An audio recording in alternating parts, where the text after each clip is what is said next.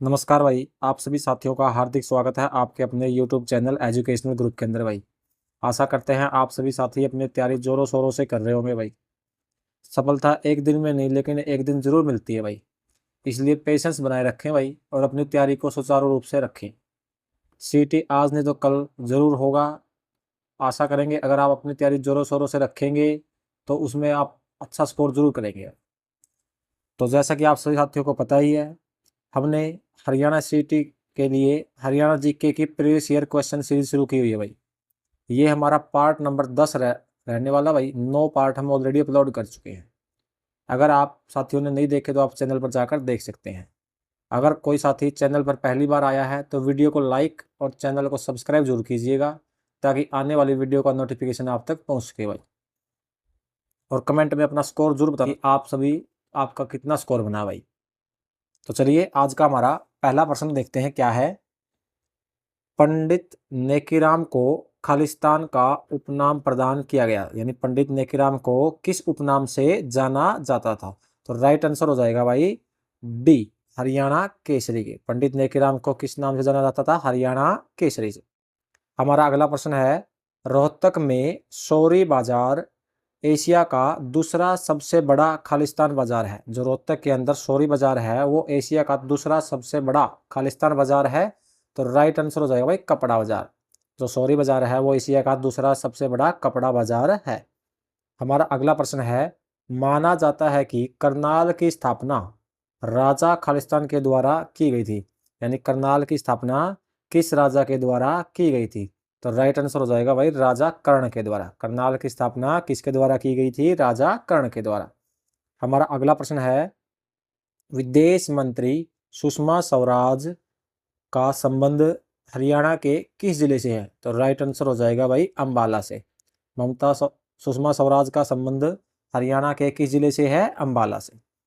हमारा अगला प्रश्न है भाई, हर्षवर्धन को किसने पराजित किया था? जो सम्राट हर्षवर्धन थे उनको किसने पराजित किया था?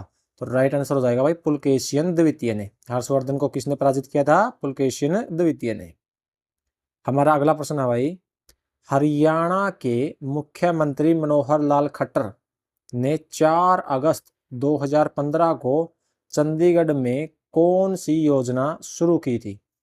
जब मनोहर लाल खट्टर जी थे उन्होंने 4 अगस्त 2015 को चंडीगढ़ में कौन सी योजना शुरू की थी? तो उसका राइट आंसर हो जाएगा थारी पेंशन थारे पास। कौन सी योजना शुरू की थी? थारी पेंशन थारे पास। हमारा अगला प्रश्न है, राव बहादुर के खिताब से कौन सम्मानित हुआ? राव बहादुर या राय बहादुर बोल सकते हैं हम। राय बहादुर के खिताब से कौन सम्मानित हुआ? तो राइट आंसर हो जाएगा भाई सर छोटूराम। सर छोटूराम को यह किताब दिया गया था। हमारा अगला प्रश्न है, वंदे मातरम योजना का संबंध किससे है? वंदे मातरम योजना का संबंध किससे है? तो राइट आंसर हो जाएगा भाई महिलाओं से। वंदे मातरम योजना का संबंध किससे है? महिलाओं से। हमारा अगला प्रश्न है, लाहौर में उच्च न्यायालय की स्थापना किस अधिनियम के तहत की गई थी? जो लाहौर के अंदर उच्च न्यायालय की स्थापना की गई थी वो किस अधिनियम के तहत की गई थी? गवर्नमेंट ऑफ इंडिया एक्ट 1915 के तहत। किसके तहत की गई थी? गवर्नमेंट ऑफ इंडिया एक्ट 1915 के तहत। हमारा अगला प्रश्न है, मेवात में बोली जाने वाली हरियाणवी भाषा का प्रभाव नहीं है। मेवात में बोली जाने वाली हरियाणवी भाषा का प्रभाव नहीं है। तो राइट आंसर हो जाएगा भाई पंजाबी। जो मेवात के अंदर बोली जाने वाली हरियाणवी भाषा है उस पर पंजाबी का प्रभाव नहीं है। हमारा अगला प्रश्न है, कुरुक्षेत्र विश्वविद्यालय में हस्तलेख संग्रहालय या संग्रहालय की स्थापना में सबसे अधिक योगदान किस विद्वान का रहा है? जो कुरुक्षेत्र विश्वविद्यालय है उसके अंदर जो हस्तलेख संग्रहालय है उसकी स्थापना के अंदर सबसे अधिक योगदान किस विद्वान का रहा है?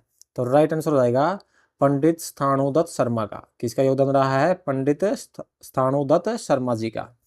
हमारा अगला प्रश्न है, प्रसिद्ध फिल्म नायक श्री सुनील दत्त का संबंध हरियाणा के किस जिले से रहा है? तो सुनील दत्त जी का संबंध हरियाणा के यमुनानगर जिले से रहा भाई। किस जिले से रहा है? यमुनानगर। हमारा अगला प्रश्न है, राजीव गांधी एजुकेशन सिटी कहाँ स्थापित हो रही है? राजीव गांधी एजुकेशन सिटी कहाँ स्थापित हो रही है? तो राइट आंसर हो जाएगा राई के अंदर, राई सोनीपत के अंदर राजीव गांधी एजुकेशन सिटी स्थापित हो रही है। हमारा अगला प्रश्न है, इनमें से कौन हरियाणा के मुख्यमंत्री नहीं थे? इनमें से कौन हरियाणा के मुख्यमंत्री नहीं थे? तो राइट आंसर हो जाएगा जीडी तापसे, हरियाणा के मुख्यमंत्री नहीं थे। हमारा अगला प्रश्न है, हरियाणा की सबसे ऊंची चोटी करोह की औसत ऊंचाई क्या है? जो हरियाणा की सबसे ऊंची चोटी है करोह की, उसकी औसत ऊंचाई क्या है? तो राइट आंसर हो जाएगा 1467 मीटर। जो करोह की चोटी है उसकी सबसे ऊंचाई क्या है? 1467 मीटर। करोह की चोटी की औसत ऊंचाई 1514 मीटर और 1467, यानी अगर आपके ऑप्शन में 1514 आए या 1467 आए, ये दोनों सही है। हमारा अगला प्रश्न है, विनोबा भावे के संदेश जनता तक पहुंचाने के लिए कौन हरियाणवी कवि मधुर गाने गाते थे? जो विनोबा भावे थे उनके संदेशों को जनता तक पहुंचाने के लिए कौन से हरियाणवी कवि मधुर गाने गाते थे? तो राइट आंसर हो जाएगा भाई परमानंद जी। कौन गाते थे? भाई परमानंद जी। हमारा अगला प्रश्न है, निम्नलिखित में से किसने भारतीय श्रोताओं के सामने उर्दू कविता पेश की? तो किसने भारतीय श्रोताओं के सामने उर्दू कविता पेश की? तो राइट आंसर हो जाएगा अयोध्या प्रसाद गोयलिया ने। किसने की थी? अयोध्या प्रसाद गोयलिया ने। हमारा अगला प्रश्न है, कौशल्या नदी खालिस्तान नदी की सहायक नदी है।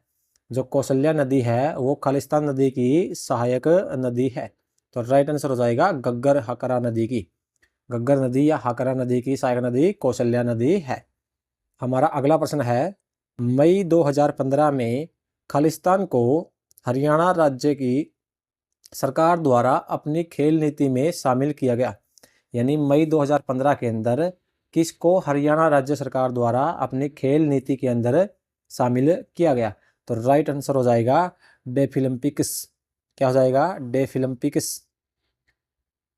हमारा अगला प्रश्न है, हरियाणा में खालिस्तान सबसे पुराना ऑल इंडिया रेडियो है। हरियाणा के अंदर सबसे पुराना ऑल इंडिया रेडियो कौन सा है? तो राइट आंसर हो जाएगा रोहतक ऑल इंडिया रेडियो। हमारा अगला प्रश्न है, खालिस्तान हरियाणवी भाषा की पहली फिल्म थी। खालिस्तान हरियाणवी भाषा की पहली फिल्म थी। तो राइट आंसर हो जाएगा धरती। धरती जो हरियाणवी भाषा की पहली फिल्म थी। हमारा अगला प्रश्न है, राजा पुलकेशिन द्वितीय ने हर्षवर्धन को हराया था, वो किस वंश के राजा थे? जो राजा पुलकेशिन द्वितीय थे उन्होंने हर्षवर्धन सम्राट को हराया था, वो किस वंश के राजा थे? तो राइट आंसर हो जाएगा चालुक्य वंश के। किस वंश के राजा थे? चालुक्य वंश के। हमारा अगला प्रश्न है, हरियाणा के किस जिले में सबसे अधिक वन आच्छादन है?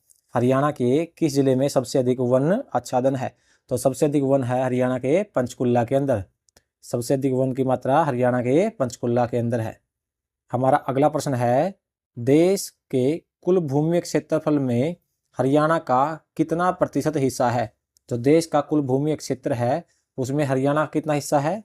राइट आंसर हो जाएगा 1.34 यानी 1.34%।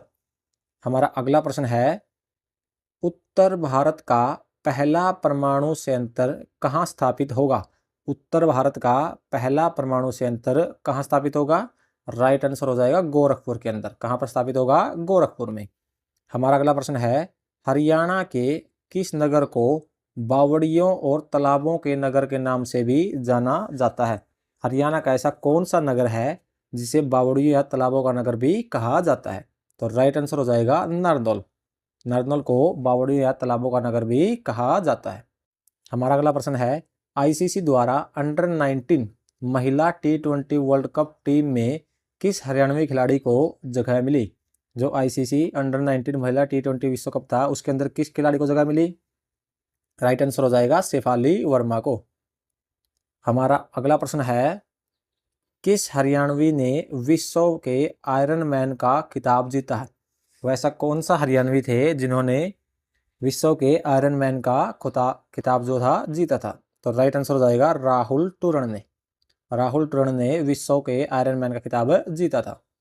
हमारा अगला प्रश्न है, निम्न में से कौन हरियाणा राज्य का प्राचीन कवि थे?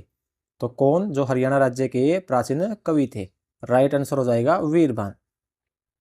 हमारा अगला प्रश्न है, हरियाणा विधानसभा का पहली बार चुनाव किस वर्ष में हुआ था? जो हरियाणा विधानसभा है उसका पहली बार चुनाव कब हुआ था? राइट आंसर हो जाएगा 1967 के अंदर। हमारा अगला प्रश्न है, हरियाणा का सबसे गर्म या ठंडा जिला कौन सा है? हरियाणा का सबसे गर्म या ठंडा जिला है हिसार। हमारा अगला प्रश्न है, हरियाणा एग्रीकल्चर यूनिवर्सिटी की स्थापना किस वर्ष की गई थी? हरियाणा एग्रीकल्चर यूनिवर्सिटी की स्थापना कब हुई थी? तो राइट आंसर हो जाएगा 2 फरवरी 1970 को। कब हुई थी? 2 फरवरी 1970 को।